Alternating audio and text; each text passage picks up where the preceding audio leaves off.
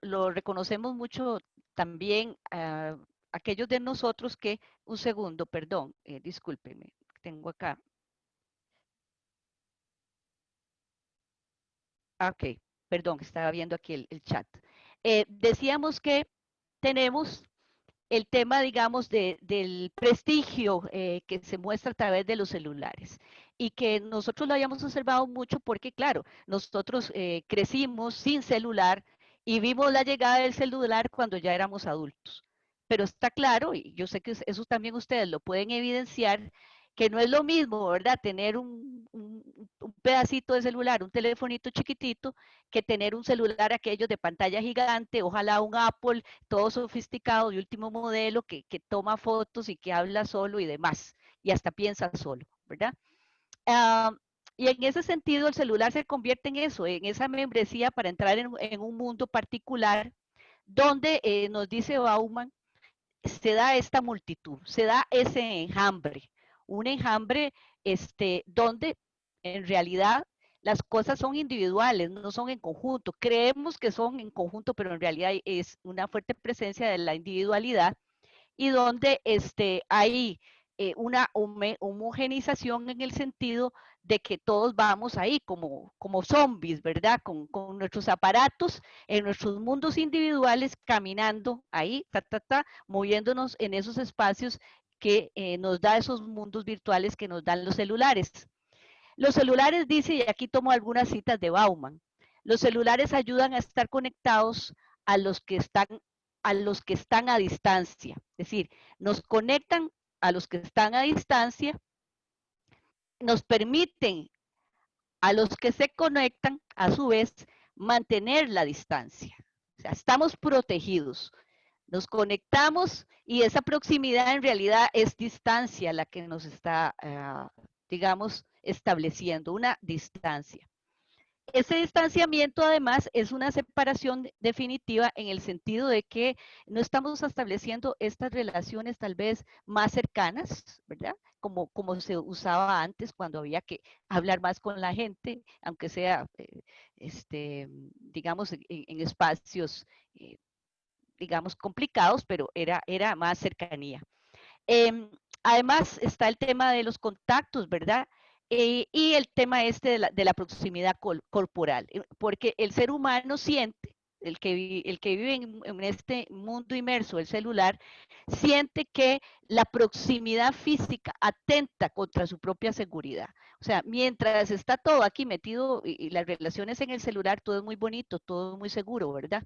Pero ya cuando la gente se nos aproxima, cuando ya tenemos que hablar con los demás, ya nos empieza a producir como un temor, ¿verdad? O sea, ya incluso perdiendo, estamos perdiendo esas experiencias, esas capacidades de interactuar socialmente, porque casi todo se está haciendo a través del teléfono, ¿verdad? A veces hay gente que habla más por el teléfono con la familia que lo que habla en persona, ¿verdad? Se pasan chateando, se pasan mandando mensajes y audios, pero cuando se ve la cara, a veces no sienten que tiene que decirse.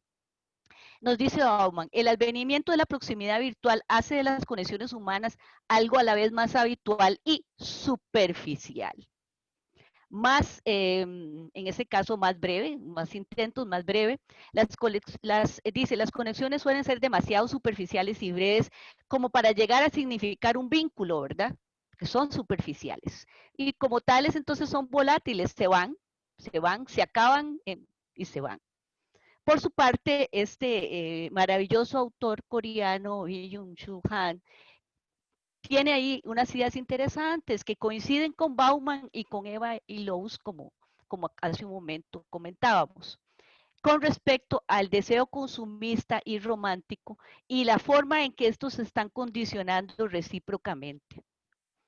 Internet, dice Byung-Chul Han, contribuye a la posición del individuo moderno como sujeto deseante, que anhela experiencias, que fantasea con diversos objetos y estilos de vida y vive en un universo imaginario y virtual. Entonces ahora las cosas ahí nos están entrando por el celular, ¿verdad? Como lo comentamos en la clase pasada. Desde aquí, por el Facebook, el Instagram, Y por supuesto, con el poder que tienen las grandes empresas como Google, Instagram y por supuesto otras más, ¿verdad? Nos están bombardeando con los espacios de consumo y donde la gente y cómo la gente puede mostrar lo romántico, lo amoroso, ¿verdad? A través de los anuncios que nos mandan y el estímulo que nos están enviando por medio del celular. El sujeto moderno entonces percibe más sus deseos y sentimientos de manera imaginaria a través de estas mercancías y de las imágenes. Esas imágenes están determinadas entonces por un mercado de bienes de consumo y de cultura de masas. Vean que esto repite todo lo que hemos estado insistiendo los profesores en nuestras últimas clases, ¿verdad? Pero acá el intermediario también que está ahí actuando, ¿verdad? Es el celular, que está a nuestro lado, el que duerme a la par de nuestras camas, el que nos acompaña durante todo el día, si ustedes así lo hacen. Por lo menos en mi caso, pues no me despego del bendito aparato, por desgracia, digo yo. Eh, También nos dice el autor, la gran cantidad de información, especialmente la visual, reprime la imaginación. Y dentro de esto, la pornografía también destruye la fantasía erótica. Recordemos que el profesor Maino nos explicaba ya en otras clases también cómo la pornografía es el sexo, digamos, más explícito, donde no deja espacio para la imaginación, ¿verdad? Y en esa medida, pues por supuesto, la pornografía destruye la fantasía erótica que es necesaria, apuntan muchos autores, para dejar libre la imaginación, que es importantísima para la creación de vínculos, ¿verdad? De vínculos afectivos. Entonces, vivimos en una sociedad de la aceleración, nos dice Byung-Chul Han, donde la hiperactividad agota neuronalmente al individuo. Claro, nosotros ahí estamos pegados al celular y a veces aquí a la mediación virtual que nos han impuesto, ¿verdad? Y casi que no cerramos los ojos, o sea, ya uno al momento ya está buscando una pantalla. Si estás tomando un café, buscas el celular para revisar los últimos correos, las últimas noticias.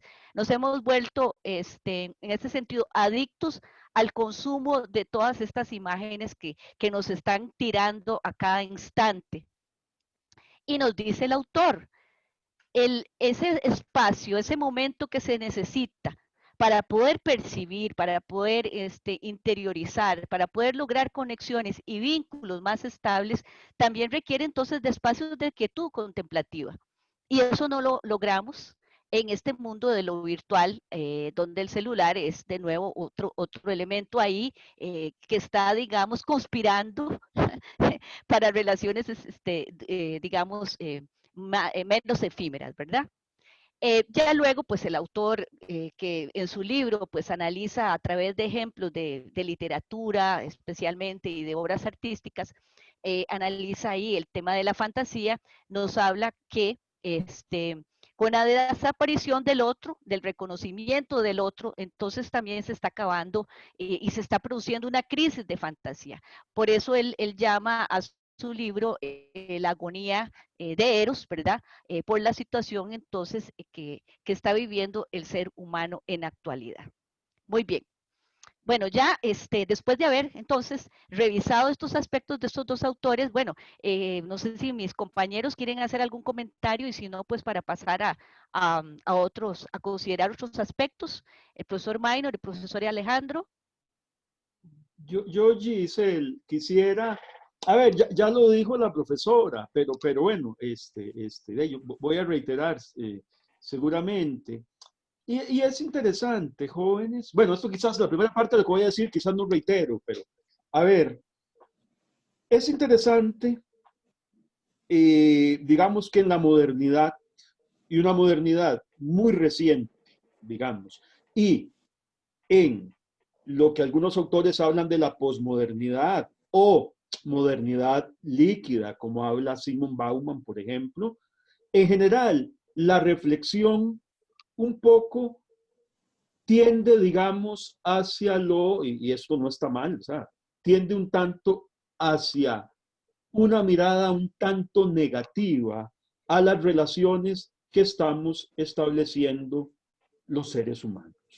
¿Qué quiero decir? Y voy a ser muy rápido con esto. De esto no hemos hablado en el curso, pero lo hemos hablado en otros cursos que hemos dado los profesores, por ejemplo, sobre el espacio urbano. Teóricos, por ejemplo, de principios del siglo XX, de principios del siglo XX, es apenas hace un siglo, la historia de la humanidad, eso no es nada. Teóricos que reflexionaban, por ejemplo, sobre la condición, digamos, que el espacio ejercía sobre la subjetividad de las personas. Estoy pensando, y los profesores van a recordar y saben, y conocen este autor, el de, suave, suave, ya ahorita me viene a la cabeza, bueno, ya ahorita me viene. Quiero decir, hay un espacio nuevo que es la ciudad moderna, que es un espacio reciente que surge en el siglo XVIII apenas, y entonces George Simmel, por ejemplo, George Simmel, entonces teoriza este alemán a principios del siglo XX cómo este nuevo espacio moderno, que es la ciudad, condiciona cualitativamente a los habitantes de ese nuevo espacio urbano, de esta nueva ciudad. Y esta nueva ciudad es una ciudad que es capitalista, que es consumista, y él lo que decía, que a la larga una de las características fundamentales que hay en estas personas, que él llama los urbanitas, los habitantes de este nuevo espacio urbano, o sea, esta ciudad moderna, capitalista y nueva y reciente, él decía que era la indolencia, la indiferencia. Los seres humanos, habitantes de la ciudad, como una característica importante que tenemos es la indolencia, la indiferencia. O sea, muchas personas en el espacio urbano, multitudes, mucha gente en la ciudad, que no obstante que físicamente están muy próximas, y eso es lo que quiero decir, están muy próximas físicamente, porque hay mucha gente, emocionalmente están distantes.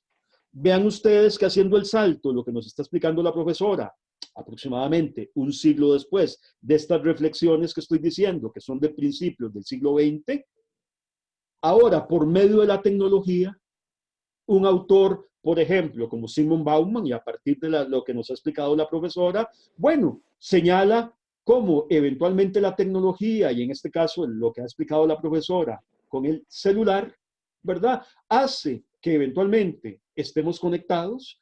Bueno, y además lo que acaba de decir la profesora, eventualmente incluso con las clases, evidentemente, con este contexto pandémico que ella acaba de decir. Bueno, hace que estemos conectados, digamos que inmediatamente, ¿no? En tiempo real, etcétera. Sin embargo, la mirada es que a la larga, aunque estemos conectados y tengamos comunicación, no estamos profundamente, digámoslo así, profundamente comunicados, profundamente, digámoslo así, sintonizados. Entonces, lo que quería remarcar es un poco esta mirada que es interesante, que tiene como un siglo, que es muy poco, en realidad, en la historia de la humanidad, pero que tiene esta tendencia, ¿verdad? A ver un poco esto, cómo nos estamos alejando nosotros de nosotros mismos, tiene que ver mucho también con el narcisismo, ¿verdad? Con un cargar de energía de alguna manera libidinal, ¿verdad? Sobre uno mismo.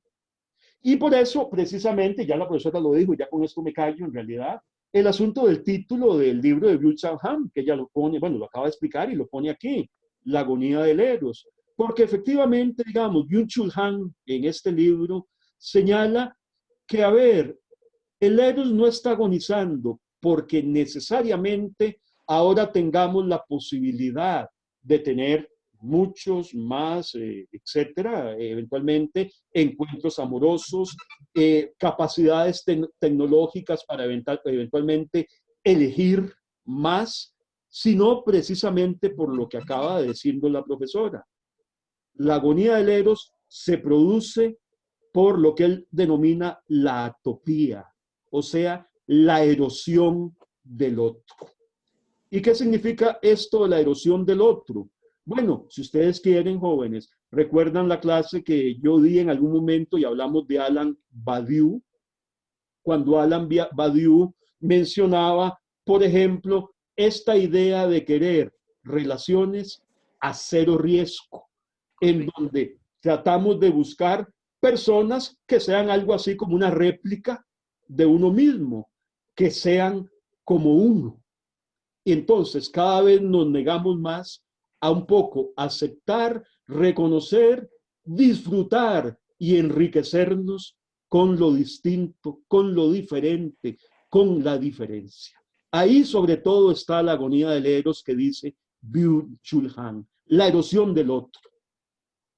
No miramos con tanto encanto, con tanta seducción, no nos dejamos seducir tanto por el otro, lo otro, la diferencia, sino que buscamos el amor a cero riesgo, como dice Alain Badiou, ¿verdad? Y acuérdense que para Alain Badiou, y traigo a Alain Badiou porque evidentemente estos autores que está mencionando la profesora, autores y alguien como Alain Badiou, son contemporáneos, algunos un poquito mayores que otros. Alain Badiou es mayor que ellos, pero están sin, bueno, y Simon Bauman, que era como de la edad de Alain Badiou, Simon Bauman ya murió, pero todos estos cuatro autores, o sea, Simon Bauman, Alain Badiou, Byung-Chul Han, Eva Illouz, digamos, comparten una perspectiva, ¿verdad? Con respecto al amor, son contemporáneos, y hay una relación y una reflexión, digamos, que se interpela, se imbrican mucho entre ellos. Bueno, es lo que quería decir. Sí, no, está, pues, puesto muy atinente Profesora, la aclaración que ha hecho el profesor, profesor Alejandro, para que... sí, quería aportar nada más dos cositas. Digámoslo así, el nombre, ¿verdad? Que manejamos nosotros ya en este siglo XXI, ¿verdad? Frente al amor romántico, ¿verdad? Y esto es una interpretación de Giddens y un aporte de Giddens, ¿verdad? Con respecto al amor confluente, ¿verdad? Que tal vez no lo hemos mencionado mucho en las clases, pero que yo creo que ya hemos hablado de la crítica o de la crisis del amor romántico, ¿verdad?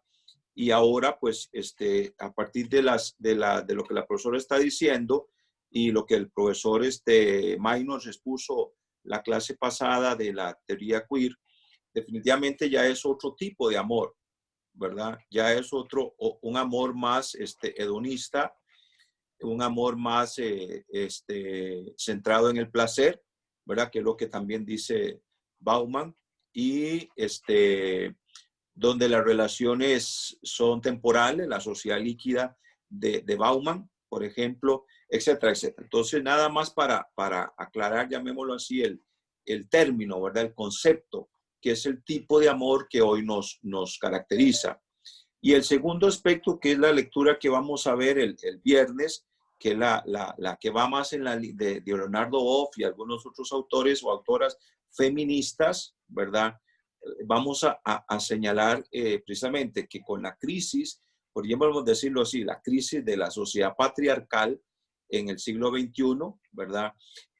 Ya la mujer deja de ser objeto de deseo sexual, ¿verdad? Y ahora se convierte también el varón en objeto de deseo sexual, ¿verdad? O sea, ya el modelo de sociedad de la modernidad ya tiende a ir disminuyendo y entonces ahora el varón también.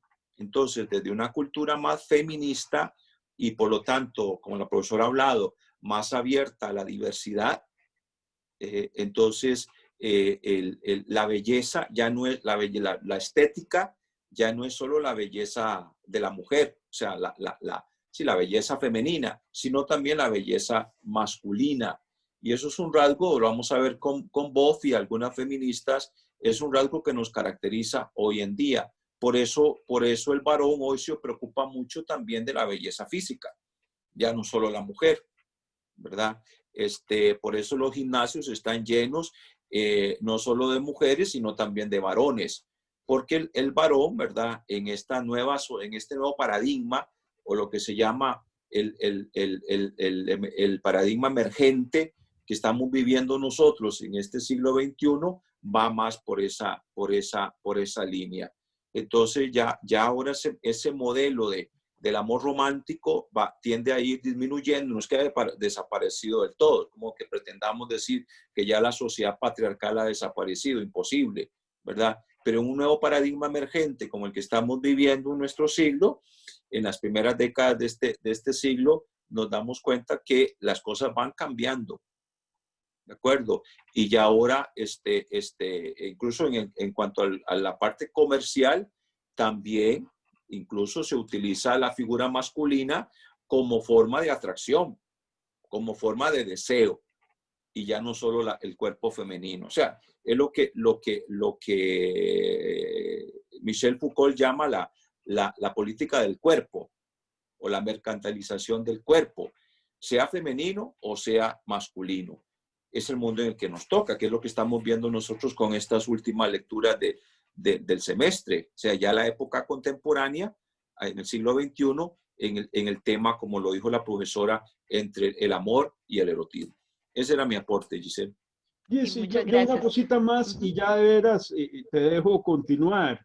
No, nada más, jóvenes, igual por lo que acaba de señalar la profesora, y a la larga tiene que ver algo bueno, con las clases de Carlos, del profesor de apreciación musical, especialmente, y con algo de mi primera clase, cuando yo traté de establecer algo así como una relación entre el arte y lo erótico, o sea, el arte en el buen sentido mayúsculo, erótico y el erotismo. Vean que lo que nos acaba de señalar la profesora y nos acaba de explicar en relación bueno, y siguiendo lo que señala Byung-Chul Han, digamos, de cómo lo excesivamente mirado, mostrado, visualmente mostrado constantemente, y eso que es, que Byung-Chul Han habla, por ejemplo, que es algo liso y transparente, y algo que es, repito, constantemente visualizado, tiende a acercarse un poco más a lo pornográfico y disminuye la fantasía. Por lo tanto, en oposición a esto, lo que es un tanto en el buen sentido gris, opaco, que apenas se muestra, que sugiere, que se oculta, que es la cualidad del arte, es también la cualidad de lo erótico. El erotismo y el arte tiene entonces mucho de erotismo, y el erotismo tiene mucho de arte, está en su cualidad de no ser liso, de no ser transparente, de no estar evidentemente y todo y claramente mostrado, sino mostrado y oculto, sugerido. Quería nada más retomar eso que me parece que es muy sugerente ahorita que estamos terminando ya el curso, ¿no? Sí, muy bien, muchas gracias por los comentarios de los profesores que alimentan y permiten, digamos, dar pues una mayor explicación a estos temas. Y sobre eso quería añadir, ya para terminar esta parte de estos autores, un aspecto muy interesante que coreano Byung-Chul Han nos recordaba, y es el asunto de la creciente decepción, de la creciente desilusión, que también si lo vemos desde la perspectiva, digamos, de la gran cantidad de información que recibimos, del bombardeo de lo virtual, de lo visual, de todo esto que nos está abordando, pues nos encontramos con que sí, con que ya todo parece igual, incluso hasta las mismas relaciones que se pueden establecer a través de los chats virtuales y de los famosos sistemas como por ejemplo el Tinder, y hay otros más ahí por el estilo, en donde la gente se puede mandar mensajes, fotos y hasta tener citas cuando no existía el coronavirus. Ahora no sé cómo será, ni tengo la menor idea. ¿Qué sucede? Bueno, que justamente entonces ante tal cantidad de información, ya la desilusión ahí es algo que rápidamente se resuelve. Si la persona con la cual se está interactuando no cumple, digamos, esos ideales que ya explicó el profesor Minor, donde nos estaríamos buscando cosas que a nosotros mismos, que nos remita cosas de nosotros mismos que nos gustan o que quisiéramos encontrar, sino que rápidamente le ponemos el check y ya. O sea, descartamos ahí a las personas con las cuales vamos a interactuar rápidamente, porque ahí está la lista, ahí está el siguiente contacto, ¿verdad? Que está presente. Es esa gran cantidad de información, entonces no nos está permitiendo tomar decisiones, digamos, que nos lleven a tener o a fortalecer lazos tal vez más prolongados, sino, como bien nos dicen todos estos autores, lazos temporales, frágiles, donde no hay apegos, donde no se sufre, donde la desilusión rápidamente se resuelve con el abordaje de esa fantasía para que en el próximo clic, entonces ya yo resuelvo el asunto. Bueno, muy bien, ahora vamos a ver algunas conclusiones sobre estas cosas que hemos tratado de comentar en nuestras clases. Bueno, el deseo erótico se aprende, ya lo hemos dicho el profesor acá esta tarde, el profesor Minor y todos los otros compañeros. Hay mecanismos que están institucionalizados que le enseñan a las personas qué de desear y de qué manera expresarlo. El profesor nos está ya inclusive remitiendo al tema de la relación, por supuesto, entre el consumo y el romance, ¿verdad? Que por ahí también se va a hablar un poco más la próxima clase. Las normas y las formas se aprenden, las desviaciones también, ¿verdad? Hay procesos de aprendizaje que no están institucionalizados, ni tampoco no están, digamos, dentro de ciertas normativas, tampoco se encuentran, que permiten a las personas erotizar realidades, actos y conductas distintas de los previstas, nos dice Oscar Walsh, que no se nos olvide eso. Entonces, en la nueva perspectiva, hay una nueva perspectiva que entiende la sexualidad como aquel conjunto de prácticas específicas donde se da ese relacionamiento, dice que tiene que ir más allá del encuentro físico y de abarcar posicionamientos sociales desde la construcción y destrucción de identidades, pasando por efectos, el placer, la expresividad y la comunicación. Bueno, nos está hablando de nuevas formas de expresión de la sexualidad y de cómo se van estableciendo estas relaciones, teniendo claro, por supuesto, de nuevo, que no todo va a pasar por lo físico y tampoco todo tiene que pasar por lo físico, donde hay muchas maneras de abordar lo erótico, ¿verdad? Y también lo amoroso, y también lo amoroso.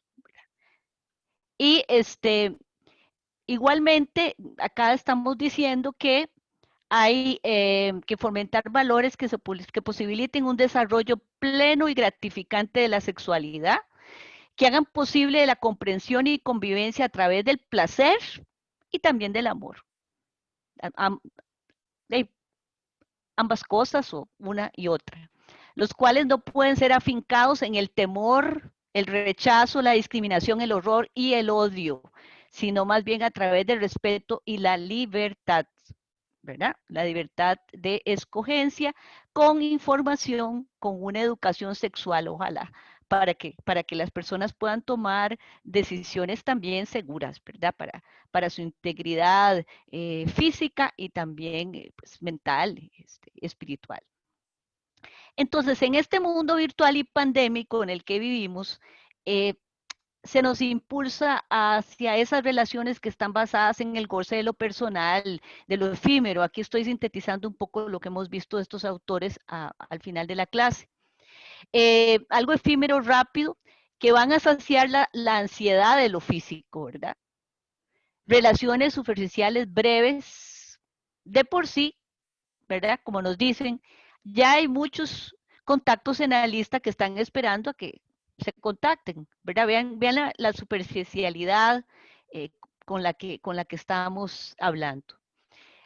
Lo espiritual no es trascendente, nos dirá Bauman, en el sentido de esto del tema del celular y lo virtual, porque se rehuye también al compromiso. Se evita el contacto de la mirada.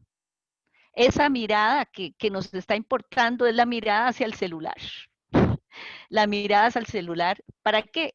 para encontrar la fantasía en la próxima aventura que está ahí a través de lo virtual y de la cita que se puede hacer o de la imagen o aquel chat, ¿verdad?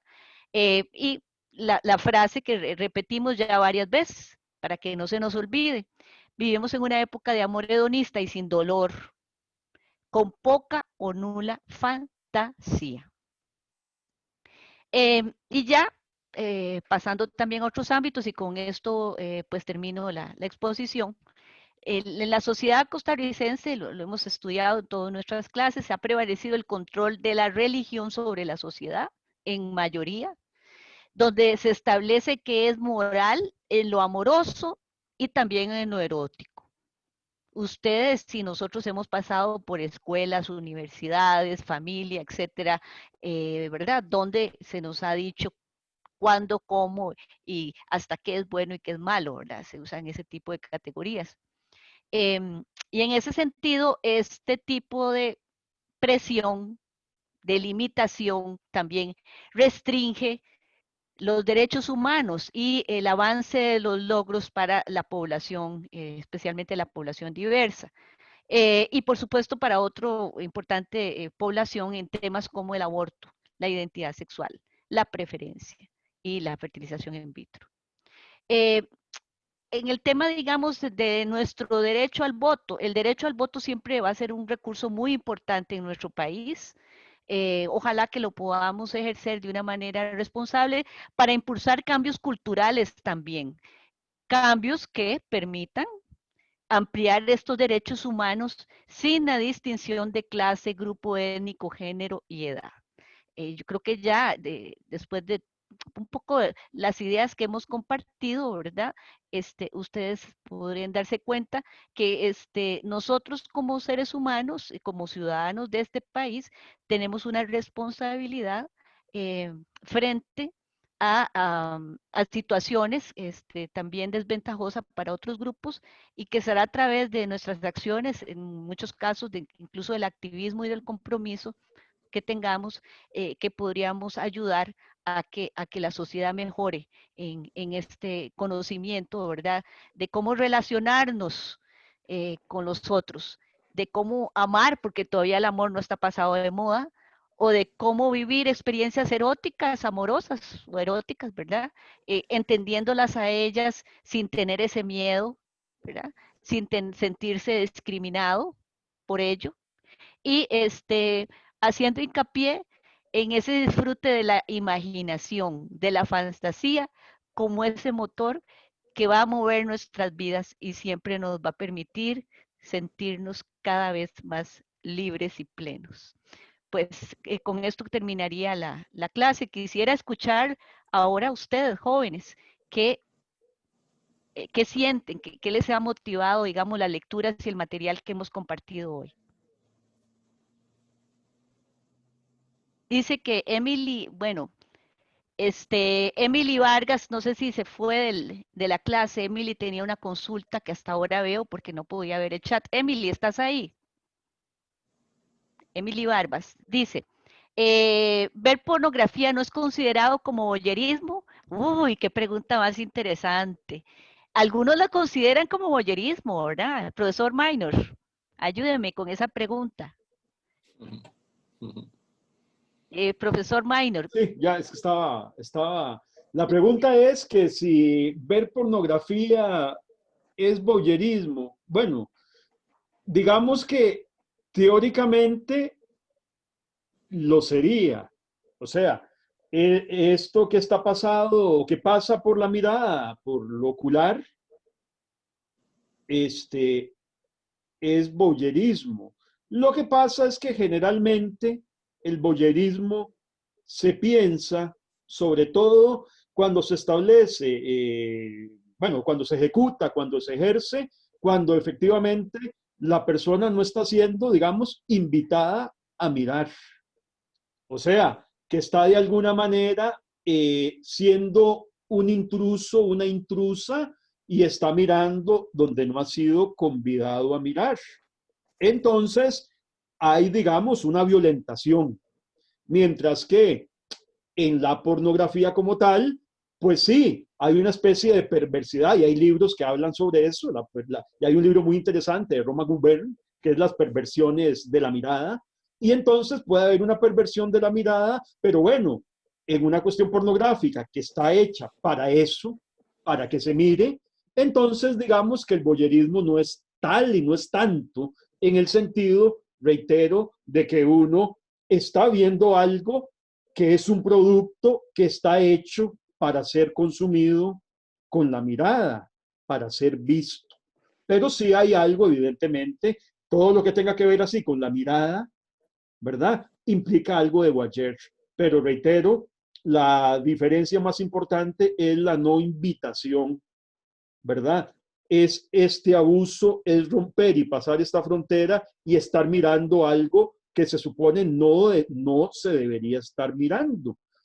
Entonces, el voyeur es más en otro, sobre todo en otro tipo de situaciones, ¿verdad? Yo quería agregar, profesores, con respecto a ese tema que está proponiendo la compañera, en la lectura del neofreudismo, ¿verdad? De Marcuse, hablamos de sublimaciones represivas y sublimaciones no represivas, que serían más bien sublimaciones liberadoras en ese sentido.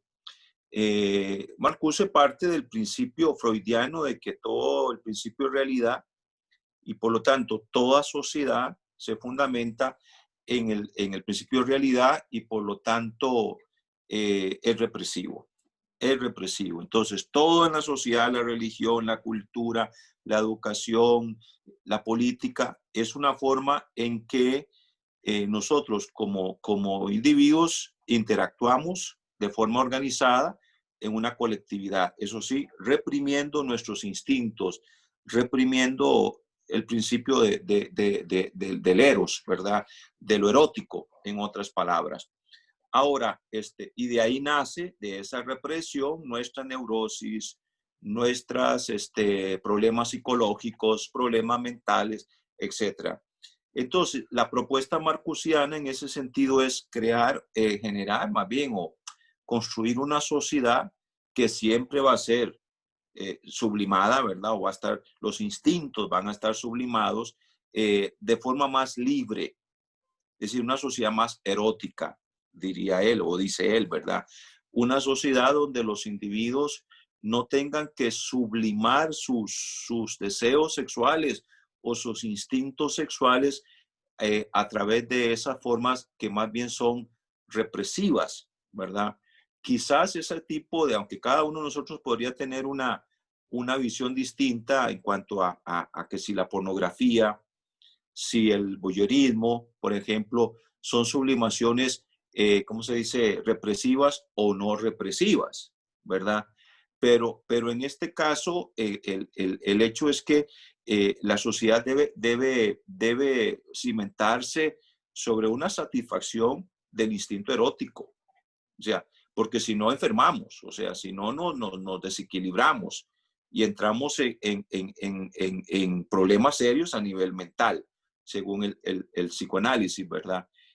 Sobre todo, porque para Freud, definitivamente para Freud, toda sociedad va a ser represiva. Eso está claro, eso es el malestar de la cultura de Freud.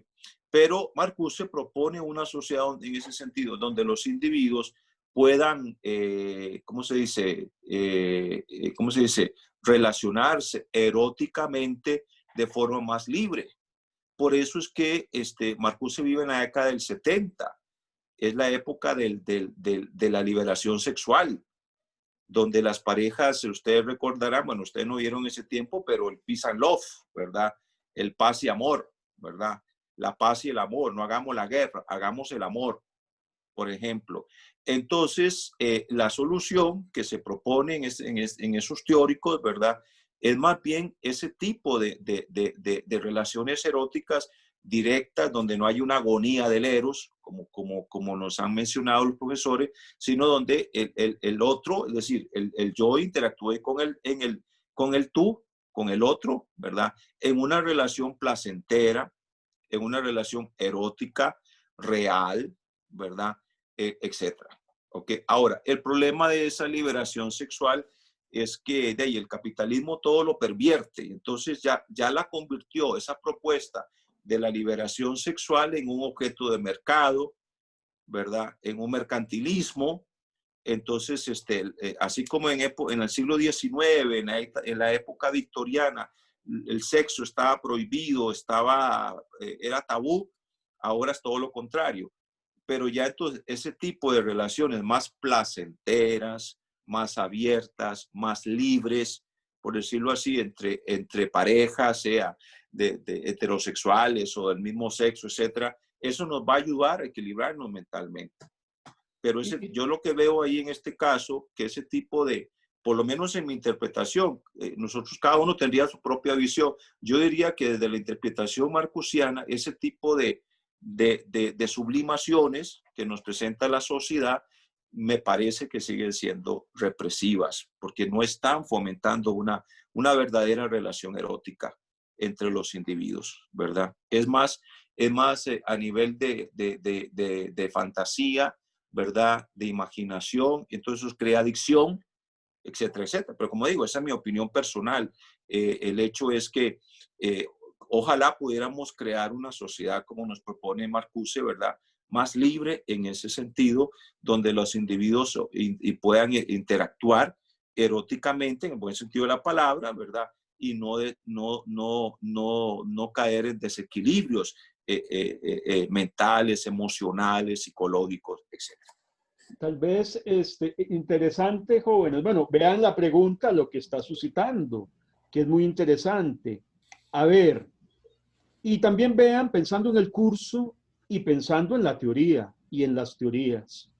El profesor Alejandro acaba de acuerpar lo que él piensa y lo que él cree, ¿verdad? Lo acaba de acuerpar teóricamente.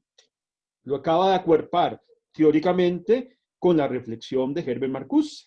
Y efectivamente, como Herbert Marcuse, bueno, en la clase de él ustedes habían visto eso, yo en algún momento me refería a este asunto, pero a propósito del reggaetón fue nada más, no fue que yo hablé esto en una clase, fue por el reggaetón, y hablamos efectivamente de la sublimación liberadora y de alguna manera de la desublimación represiva.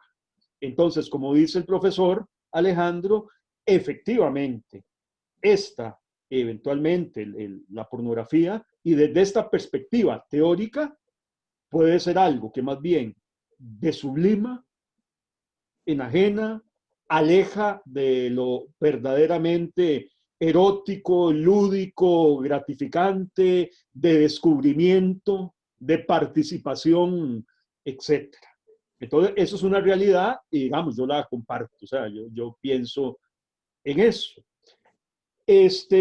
Sumando a la argumentación del profesor, vean que acabamos de verlo precisamente en la clase que acaba de hacer la profesora y en lo que acabamos de decir, e incluso en lo que yo acabo de referir de cómo el arte se relaciona con el erotismo y el erotismo con el arte, en el tanto el erotismo y el arte no muestra todo transparente, lisamente y todo constantemente y de una vez. Hay juego, hay ocultamiento, hay ensombrecimiento. Esto significa que, dicho esto, la pornografía no es arte y la pornografía no es erotismo, es pornografía. Ahora, la pregunta que hizo la compañera era un poco en específico, que si ver pornografía podría considerarse un acto voyeur.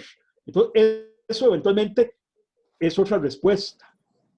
Ojo, porque por ejemplo, yo ahora algo contesté y rápidamente, ahora después pensé en un libro que es una tesis de licenciatura, por ejemplo, de la Universidad de Costa Rica, de la Escuela de Filosofía, de la UCR, una tesis de licenciatura, de un filósofo joven, pero muy importante, muy agudo, muy avesado, que además se introduce en temas un tanto difíciles o curiosos, curiosos con mayúscula y en el buen sentido. Su tesis de licenciatura fue en filosofía, la Universidad de Costa Rica, una tesis como de hace 7, 8 años, fue sobre la pornografía. Y en la tesis de él se publicó en un libro por la editorial Arlequín y se titula Pornografía, la tiranía de la mirada. Y hay que decir, parte del cuerpo teórico que utiliza él para hacer un análisis y una reflexión filosófica sobre la pornografía es la teoría del voyeur.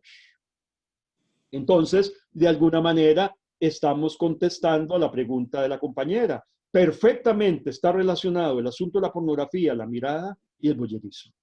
Ahora, coincidimos los profesores que no es la mejor manera, ni la más noble, ni la más gratificante, etcétera, para acercarse a lo erótico, al amor, etcétera.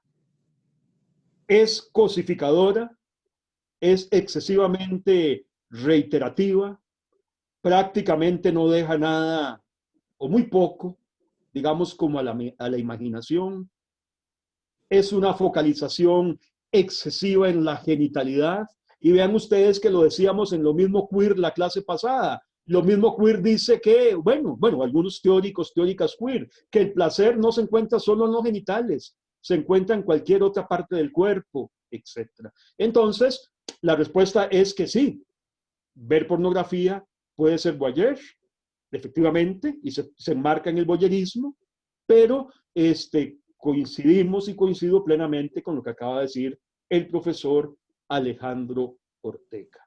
Esta sobreexposición sexual, mecanicista, pornográfica, más bien lo que hace es que haya una deflación de lo erótico. Hay una caída de lo erótico, más bien. Bueno, jóvenes. Quería ahora darle la palabra a Marlon Montero, que tiene la mano levantada. Compañero, lo escuchamos. Muchas gracias. Ok, bueno, me ha gustado la exposición de hoy. Muchas gracias. Yo quiero decir que sin tomar una postura hacia una parte o la otra, bueno, quiero preguntar varias cosas. Me gustaría saber si me pudieran aclarar más de una duda que surge con respecto al discurso de hoy, si se me permite, digamos, si se me permite, puedo.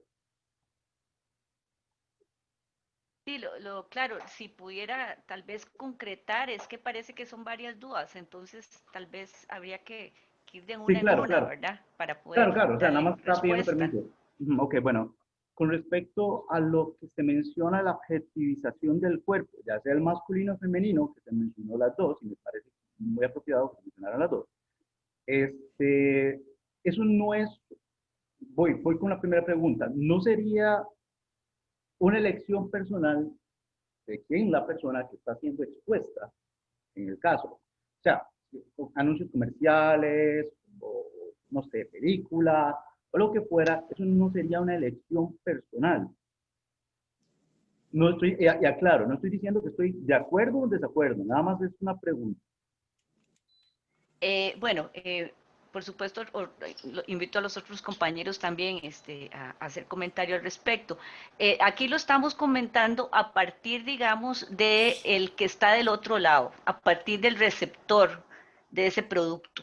Desde ahí estamos mirándolo y haciendo el comentario. Aquí no estamos, digamos, restringiendo o tal vez señalando que la persona que trabaja o que decida hacer X o Y anuncio o que se use su imagen para esos fines no tenga la libertad para hacerlo o no lo pueda hacer. No, lo estamos enfocando, repito, desde el receptor, desde nosotros que vemos como, como sujetos, ¿verdad? Ahí mirando ese producto que nos están vendiendo, porque eso es lo que está representando esta persona, en este caso, ¿no?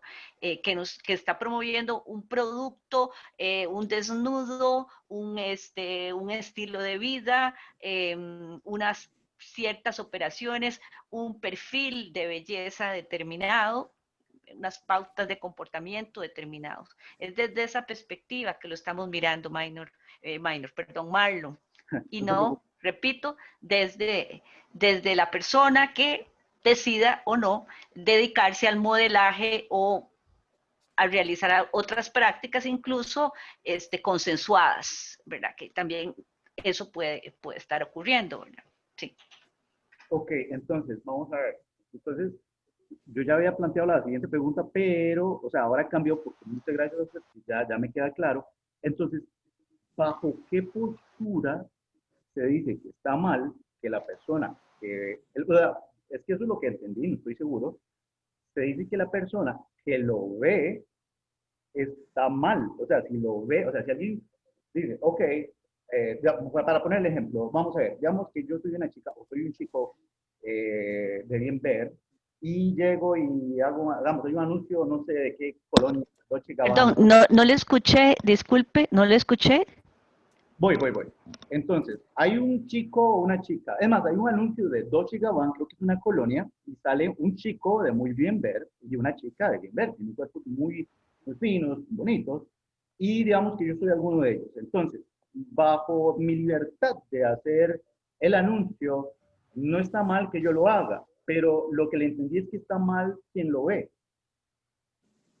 No, es que tampoco estamos señalando de esa manera. Lo que estamos diciendo es hacia dónde nosotros estamos, digamos, consumiendo y observando esto de los medios de comunicación. Ellos están sirviendo para, digamos, transformar la cultura, o sea, son estímulos para los comportamientos de los seres humanos.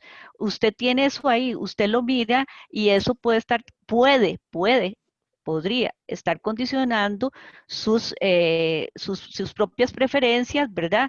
Y sus ideales de lo amoroso, de lo romántico, es ahí hacia donde nosotros estamos apuntando, ¿verdad? Ah, es como crearse un modelo de belleza, es algo así lo que está proponiendo. Es que son estímulos que usted está recibiendo. Eso es lo que explicó el profesor Minor y nosotros también tratamos de explicar de cómo los medios de comunicación, toda esta producción en masa, está estableciendo ciertos cánones, se convierten en instituciones donde se dice, bueno, muy bien, usted quiere mostrar el amor, quiere mostrar el afecto, bueno, entonces póngase en una noche romántica, Dolce & Gabbana, porque con eso va a caer rendida la pareja. O sea, ya no se ponga polo, ya no se ponga cualquier otra colonia, no, póngase porque ese es el perfume que está de moda, que es el que le va a estimular a su pareja. Y eso tiene un valor, ¿verdad? Tiene un valor económico. Entonces, pasamos a través de una imagen, de un producto, de una promoción, de una publicidad, de un mercadeo, donde luego eso se va a reproducir en la conducta de ciertas personas que podrían tomar eso como el modelo. Ay, me voy a echar esa colonia porque qué guapo que soy, o me voy a echar ese perfume porque qué divina que estoy, o me voy a hacer esto en el pelo, etcétera, etcétera, porque es así como me van a ver bonita, como me van a ver deseable. Es decir, entonces eso invita al consumo y a la idea de cómo tenemos que vernos para que nos quieran, para que nos deseen, ¿verdad? Hacia ahí.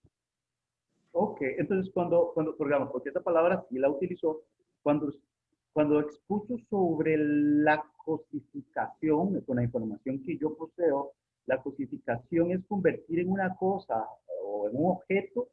En el caso, generalmente lo he escuchado para referirse al cuerpo humano, ya sea de un hombre o una mujer.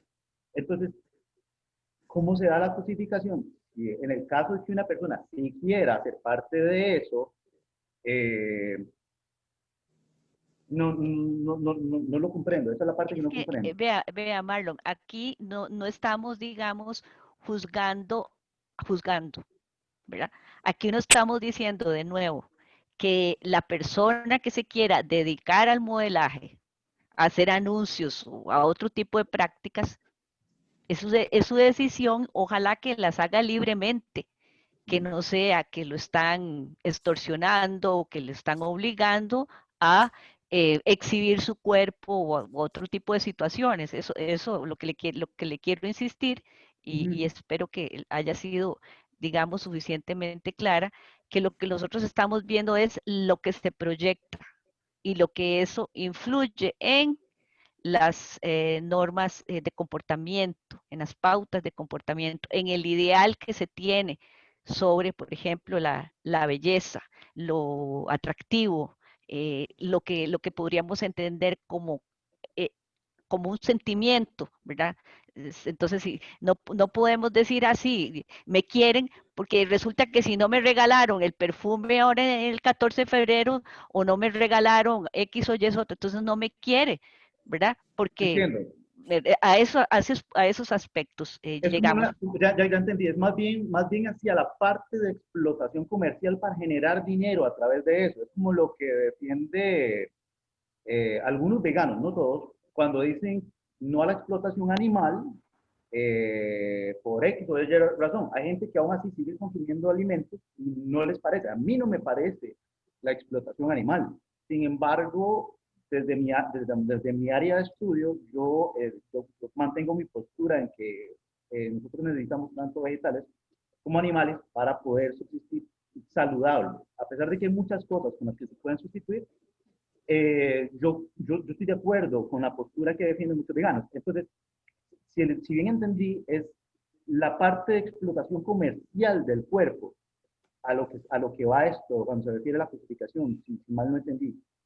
Sí, y eso es muy antiguo, ¿verdad? Esta discusión tiene, o sea, tiene muchas décadas de estarse haciendo, ¿verdad?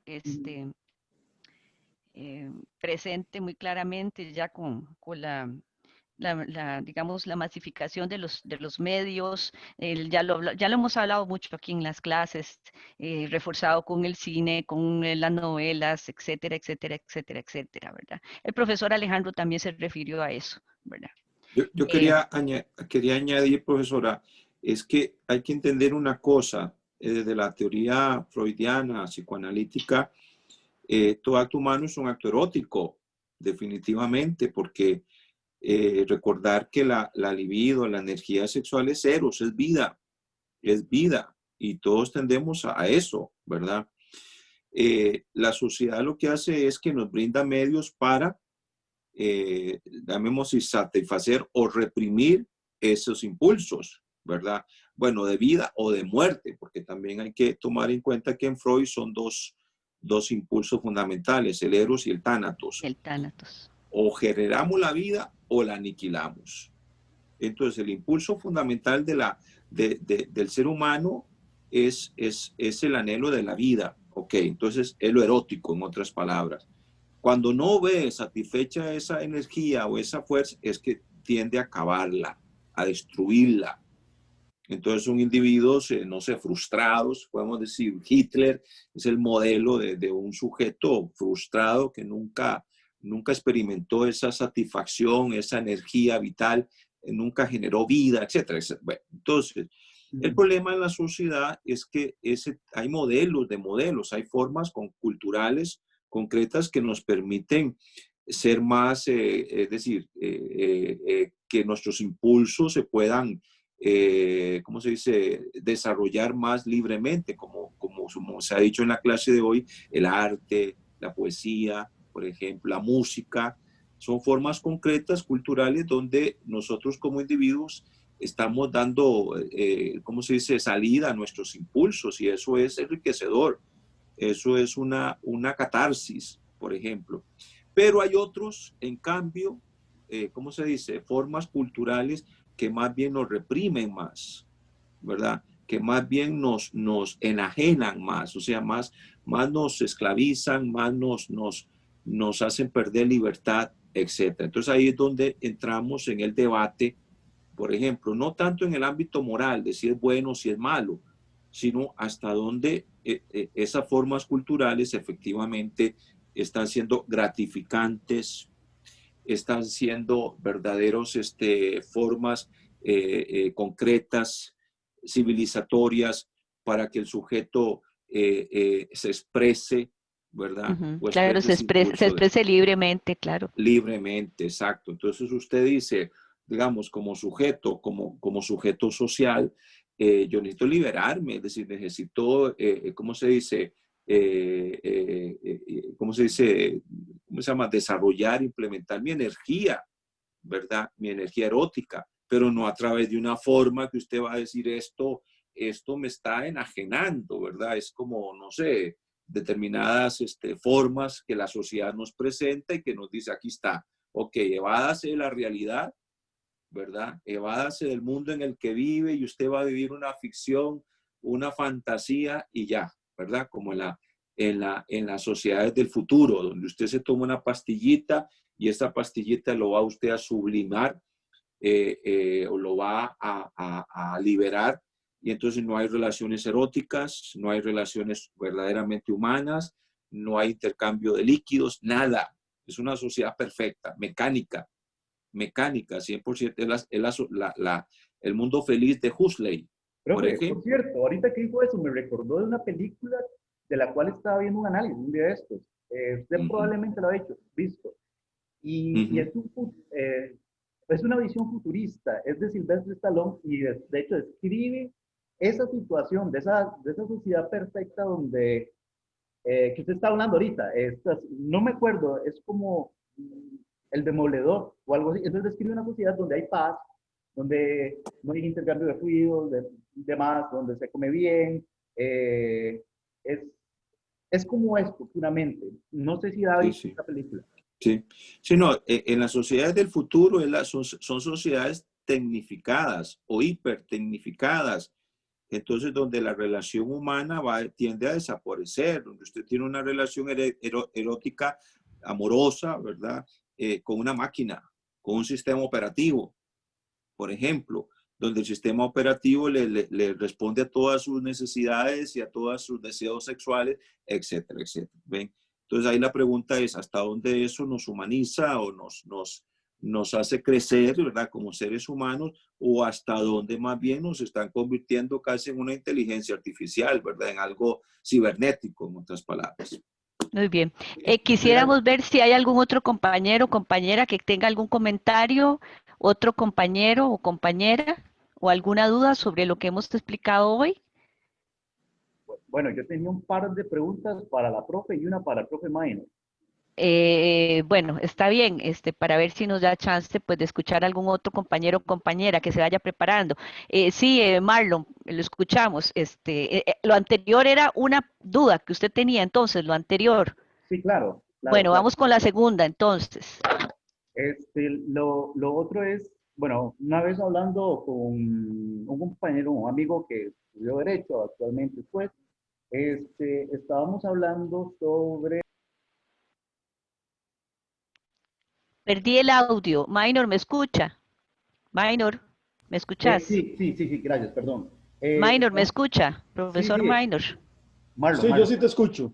Sí. Bueno, porque, perdón, creí que había perdido el audio. No, Eh, fue Marlon. fui yo. Fue sin querer, perdón. Ok, estaba hablando yo sobre la incitación a la violencia colectiva con este amigo.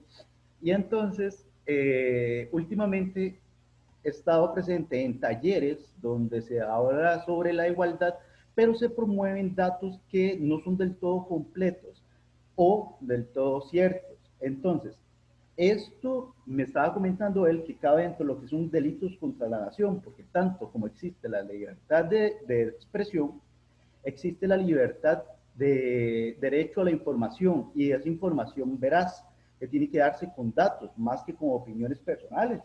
Incluso a partir del artículo 300 y resto, en la parte que es delitos contra la nación. Correcto. Eh, ¿Su pregunta cuál es, Minor? sí, Y ya voy a eso. Marlon. Ya voy a eso. Con respecto a lo que es, usted, vamos, en varias ocasiones ha mencionado, pero me da mucha curiosidad, porque hasta donde yo entiendo en Costa Rica no se da. La primera duda que tengo, es para saber dónde está el dato, ha mencionado que el pago para las mujeres es menor que el de los hombres, digamos, y me pregunto si eso pasa aquí en Costa Rica o se Sí, refiere a que... claro, estos estudios, por ejemplo, no le puedo, digamos, ubicar exactamente la fecha, la fuente, pero yo se lo puedo buscar, eso es rápidamente le puedo dar respuesta a eso con una fuente. Eso lo ha dicho el Estado de la Nación muchísimas veces, apuntando precisamente a la diferencia que hay en Costa Rica de salarios diferenciados para actividades laborales semejantes.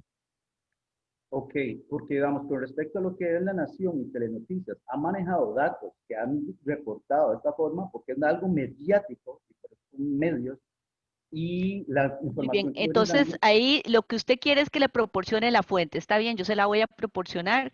La fuente que apoya o alguna de las investigaciones que señalan que en Costa Rica las mujeres reciben menos remuneración por el mismo trabajo que los hombres. Muy bien, ¿y cuál es su otra pregunta?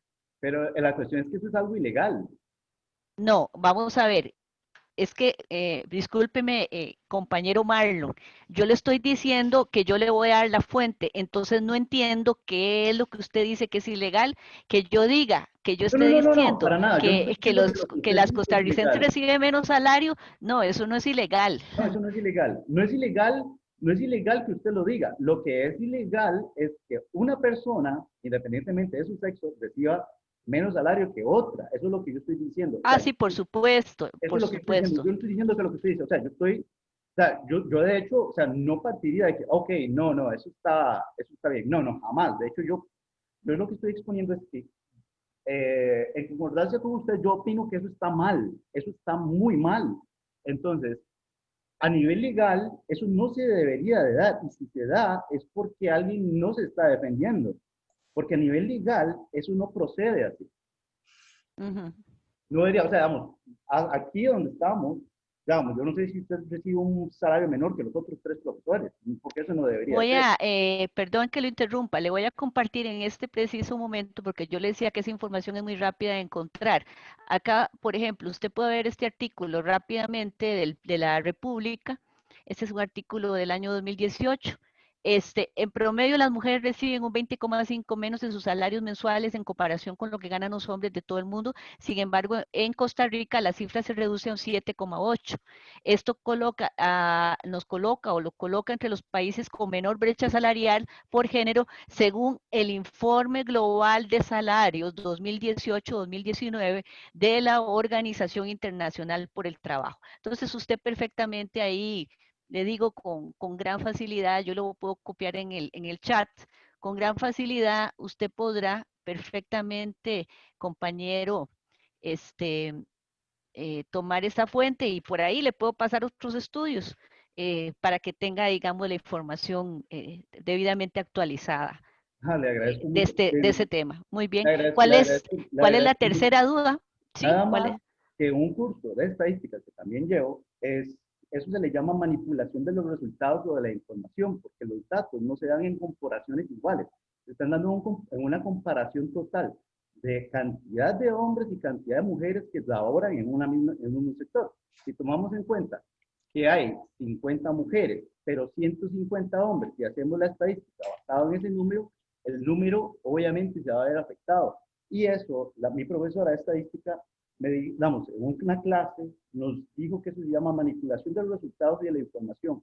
No se presenta de una forma clara, pero si usted compara 50 hombres y 50 mujeres, deberían de ganar lo mismo, porque de otra forma, eso es algo ilegal. Nadie debería ganar un salario por su género, por su religión y por su preferencia sexual aquí en Costa Rica.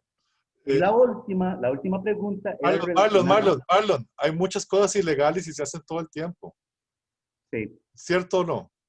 sí, pero eso es porque alguien Bueno, no, no defiende su punto. no necesariamente. O sea, la evasión fiscal, el robo, el tráfico de drogas, hay miles de cosas ilegales que se hacen todos los días y son ilegales y Sí, se pero hacen esos igual. temas no son en comparación a lo que estamos hablando ahorita. Sí, sí, Eso sí, es eso, ilegal, o sea, matar y violar es ilegal. por Matar eso. y violar es ilegal, pero lo que está en discusión ahorita es los salarios. O Sí, sea, bueno, ya estamos de acuerdo en ese punto, Marlon, de que no debería ser así, de que es ilegal y precisamente en ese sentido, pues hay que hacer las denuncias correspondientes. Sabemos que el Ministerio de Trabajo a veces está pintado, bueno, eso es también muy claro, no está cumpliendo las labores a cabalidad y yo con gran personalmente lo eficiencia. sé.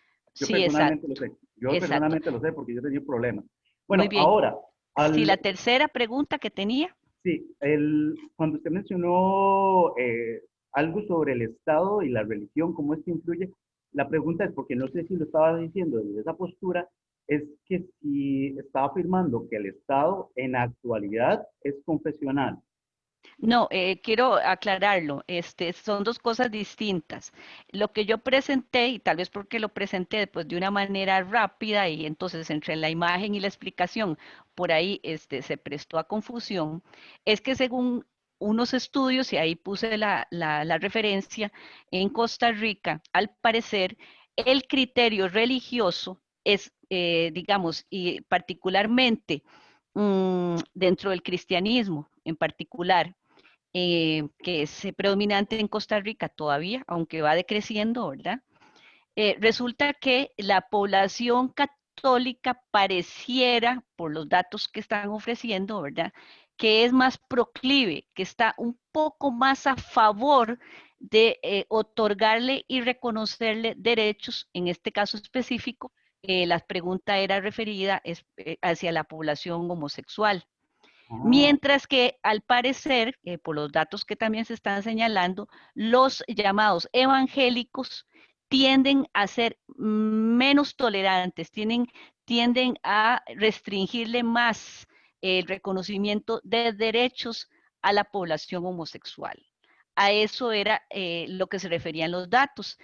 ya. En específico, esa relación en particular de lo religioso para el caso costarricense.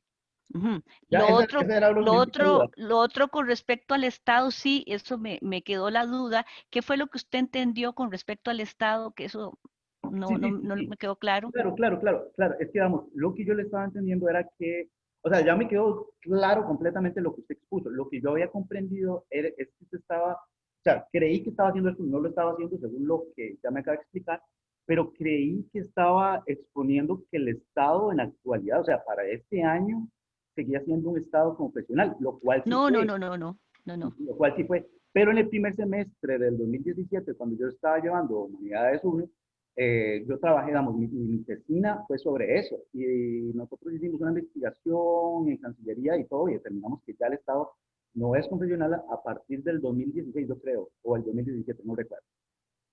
No, no, nada de eso. Más bien, lo que estábamos apuntando es que precisamente hay una importante, digamos, presencia dentro de los sectores conservadores Sería como eh, una influencia de, cultural, profe.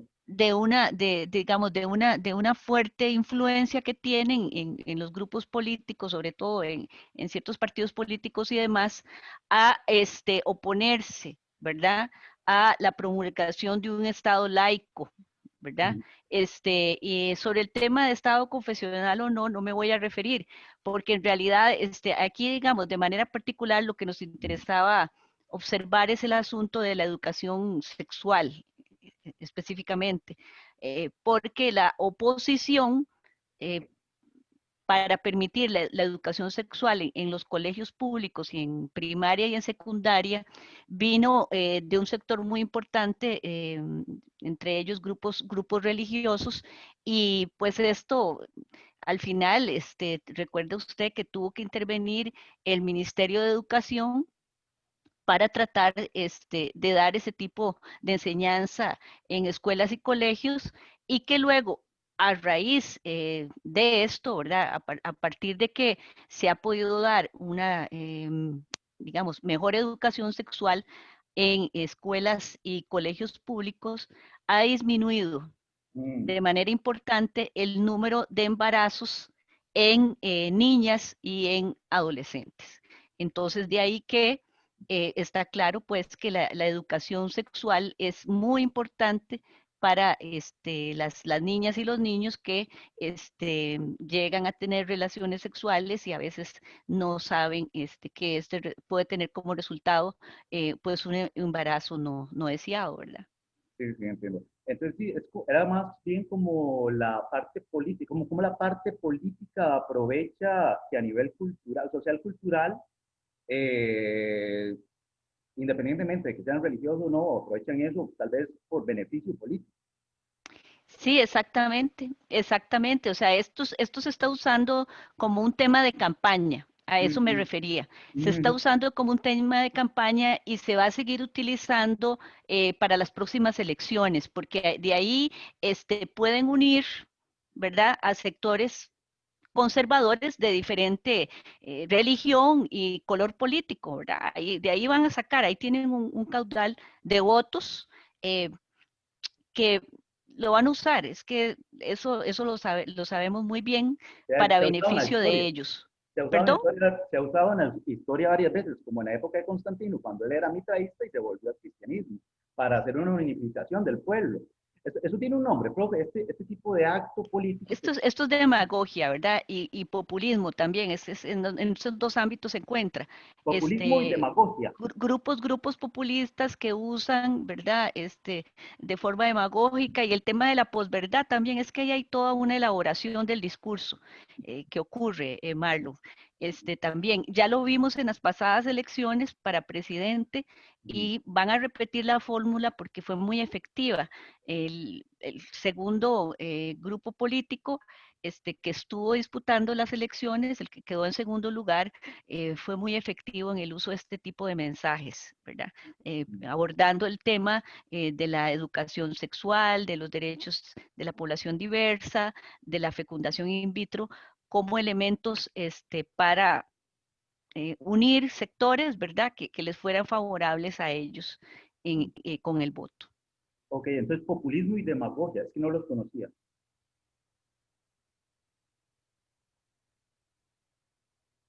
Bueno, Bueno, podría darle todavía una explicación más profunda desde el punto de vista político de lo que es el populismo y el neopopulismo, la diferencia entre uno y otro, etcétera. Pero bueno, ya sería una clase no, o sea, con esto ya completa, muchas entonces no. gracias, muchas gracias. Bueno, Profe, y la última pregunta era para el profe Minor, que era cuando habló sobre la pornografía, bueno, el voyerismo, y mencionó la pornografía, y menciona que es malo. O sea, y a mí me gustaría compartir mi postura a eso, pero no quiero influenciar la postura en la cual él lo dice.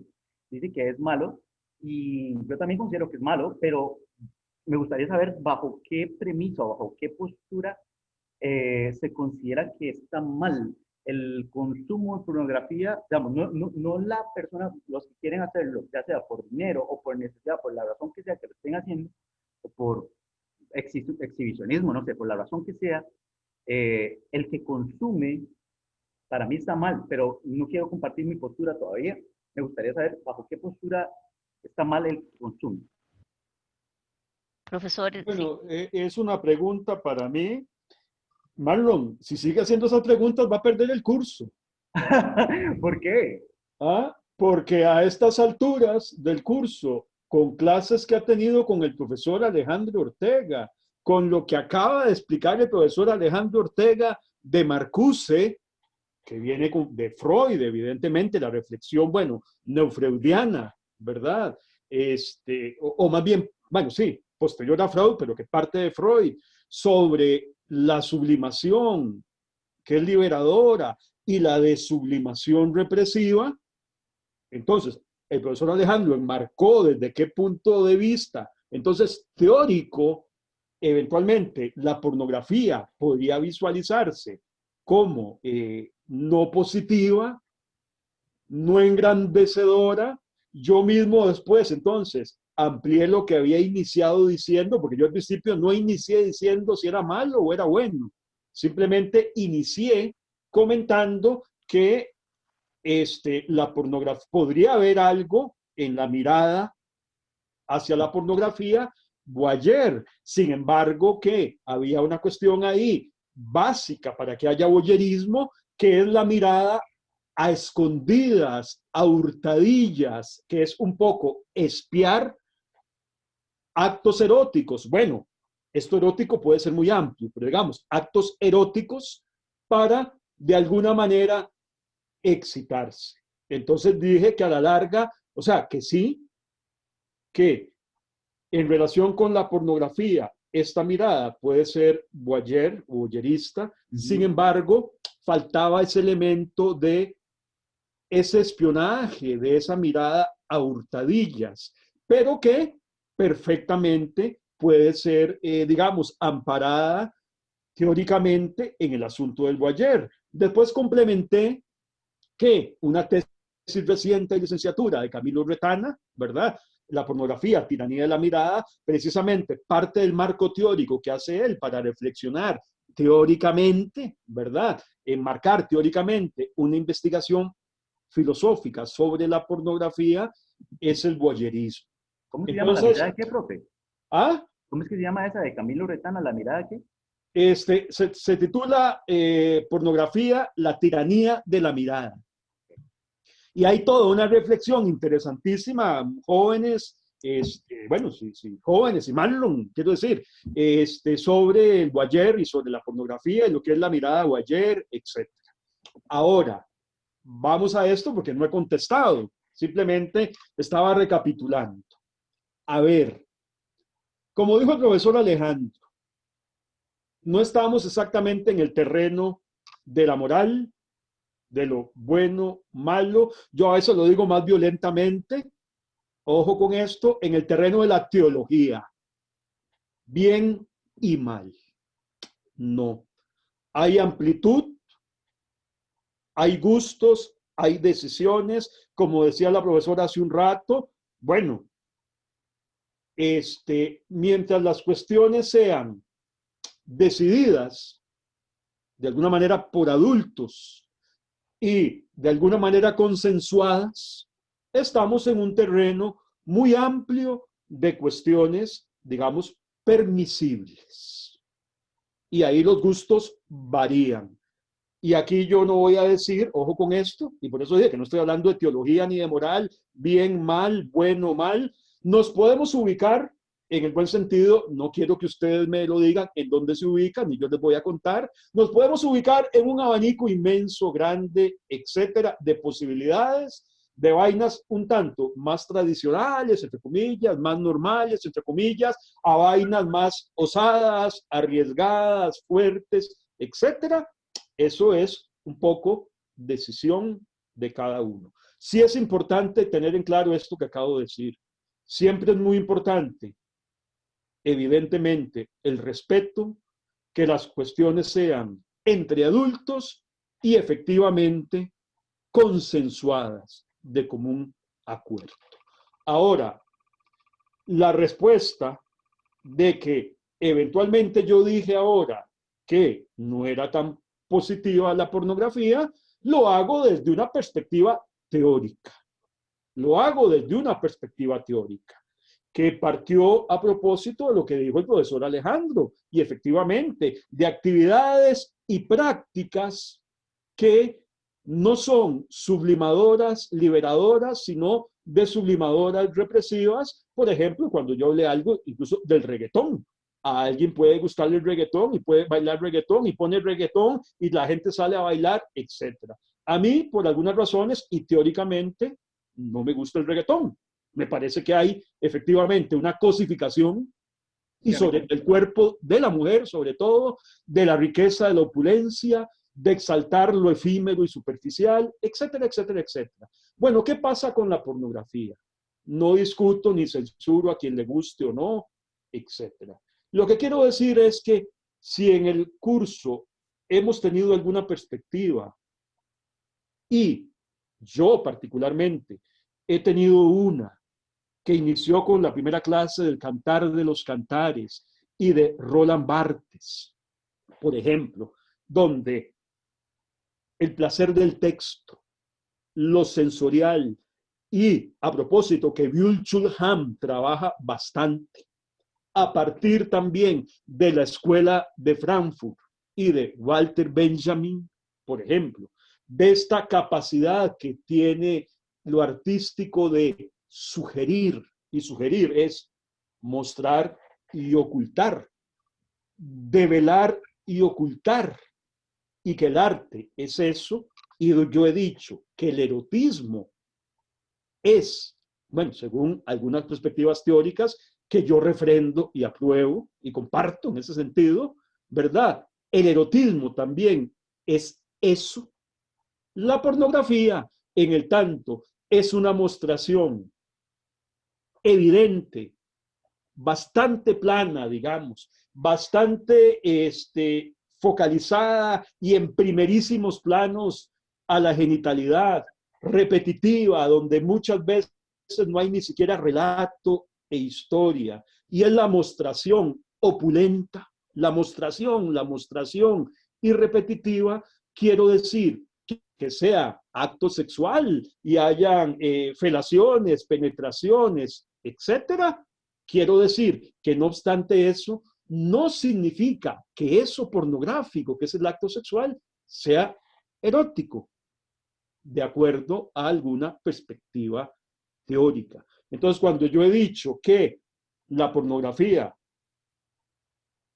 no, digamos, enaltece, no es lúdica, etcétera, es que hay una oposición entre el erotismo y la pornografía. Ahora, ojo con esto. Si uno piensa, y disculpen, ya casi me callo porque es como dar una clase, ¿verdad? Si uno piensa en autores y algún grupo, bueno, el de ustedes, Marlon, lo usó, por ejemplo, Roger Dadum, que escribe el libro El erotismo, ¿verdad? Que es un libro del 2003, que tiene como claro referente a Georges Bataille, que escribe un libro que además se titula El erotismo. ¿Qué dice Roger Dadum? A grandes rasgos, ¿qué es el erotismo?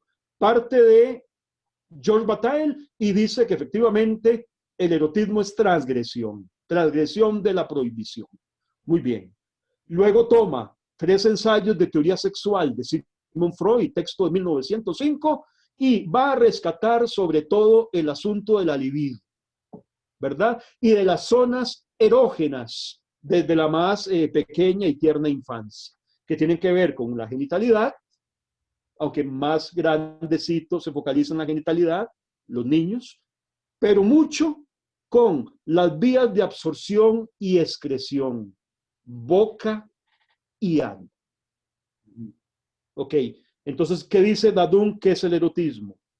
Es el cuerpo total, son los órganos, que son partes eventualmente del cuerpo, es la libido, que tiene que ver con esto, con la genitalidad, con el ano y con la boca, y es el deseo. Bueno, y Roger Dadum, cuando teoriza entonces así el erotismo, nos permite que incluyamos la pornografía en el erotismo. Es cierto, la teoría de Roger Dadum y el libro de Roger Dadum, que la primera parte es teórica y la segunda parte son ensayos, él tiene ensayos sobre la pornografía. Entonces, quiero decir que efectivamente la pornografía, aunque pareciera que me estoy contradiciendo, pero no, podría formar parte, y la teoría que hace Dadum permite, y él lo hace, la pornografía relacionada con el asunto con lo erótico. Sin embargo, yo lo que estoy diciendo es que siguiendo autores como Byung-Chul Han, autores como Roland Barthes, y lo que la profesora ahora nos dijo y nos explicó en la clase, cómo esta excitación de la mirada en general, de la sobreexposición, aniquila, disminuye la fantasía. Entonces, algo que está tan claramente expuesto y evidentemente expuesto como la pornografía, no es tan erótica como el erotismo, que nada más sugiere, que muestra y oculta, y que muestra perfiles, que muestra, no sé, que no muestra la totalidad. Entonces, desde ese punto de vista, yo lo que quiero decir, lo que quería decir, es que para mí la pornografía no es erotismo.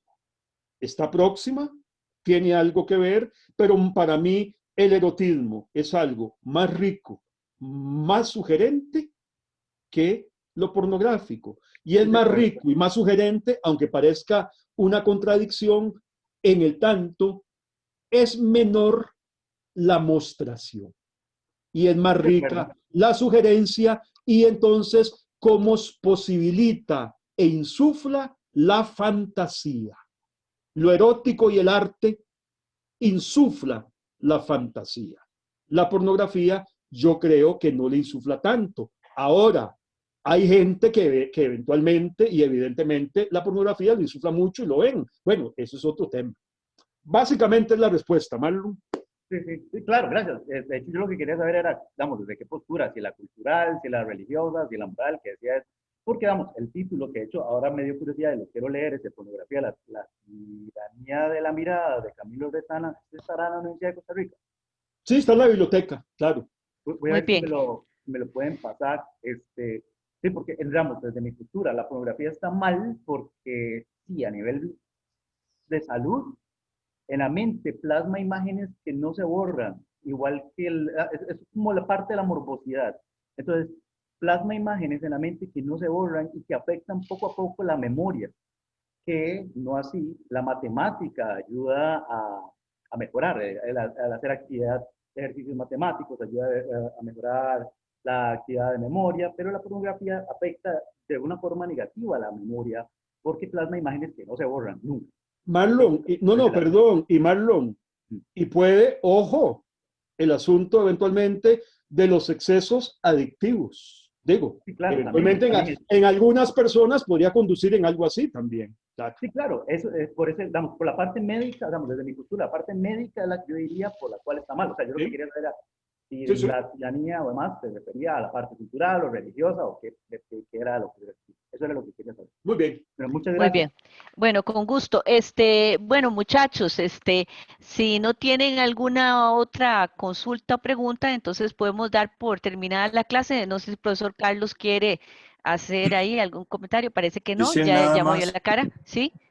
Giselle, Alejandro, nada más es díganos. para decirles, jóvenes, recordarles, ya tienen en el entorno virtual la lectura que vamos a estudiar el viernes, que es la última clase ya de filosofía, para que la puedan hacer y vayan preparados para participar y preguntar alguna duda que tengan sobre el tema de lo femenino y lo masculino y el tema de la sexualidad, según un enfoque contemporáneo del siglo XXI, que es el movimiento feminista en la época actual. Entonces ahí lo tienen, no hay tarea por hacer esta semana en filosofía, sino nada más hacer la lectura. Eso sería. Y Muy bien, jóvenes, muchas gracias. yo algo rapidito. A ver, jóvenes, no es una recriminación, regaño, aunque es un poquito, seguramente.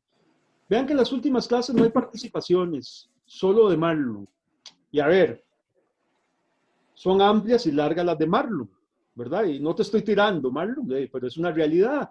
No sé si eso hace que algunos jóvenes no participen. Ahora, no le estoy echando la culpa, ni te estoy echando la culpa, Marlon, porque no es culpa tuya. Nada más digo, no sé si algo tendrá que ver. Jóvenes, la idea es que ustedes participen también, que nos hagan preguntas, que vengan las dudas, etc. O sea, en las últimas clases solo Marlon está participando. Y por un lado, muy bien, o sea, quiero decir, yo no estoy diciendo que esté mal, qué bueno, pero hay más estudiantes, somos más. Entonces, es bueno y es rico para ustedes, para nosotros, porque en el tanto de las preguntas y las respuestas, todos algo discutimos, aprendemos, construimos un poquito más la discusión o el aprendizaje, etc. Entonces, de veras, ya estamos terminando, pero es algo que me viene llamando la atención, ¿verdad? Bueno, eso es una cosa, ya es un pequeño regaño. ¿Verdad? Dos, jóvenes, el viernes, bueno, siempre es importante que asistan y que estén en la clase, pero el viernes será importante, además, no solo porque es clase, que ya eso es muy importante, es porque tendremos que decir un par de cosas que tienen que ver con el cierre del semestre. ¿Verdad? Tienen que ver con el cierre del semestre. Entonces, la asistencia es muy importante por la clase, por los contenidos que va a desarrollar el profesor Alejandro, por supuesto, por todo lo que él va a preparar, porque por eso lo hacemos, para compartirlo entre nosotros, ustedes, nosotros, ¿verdad? Todos nosotros, pero también porque vamos a dar unas indicaciones del final del semestre, que es ya, ese es el final. Entonces, conéctense y ojalá haya un poquito de mayor participación. No digo que de Marlon no, perfecto, pero de otras personas también. Ojalá, jóvenes, ojalá. Bueno, Muy bien, básicamente. sería eso básicamente. Profesores, quería hacerles una pregunta. Tal vez el profesor Carlos nos puede cortar la transmisión. Supongo que ya la cortó hace tiempo.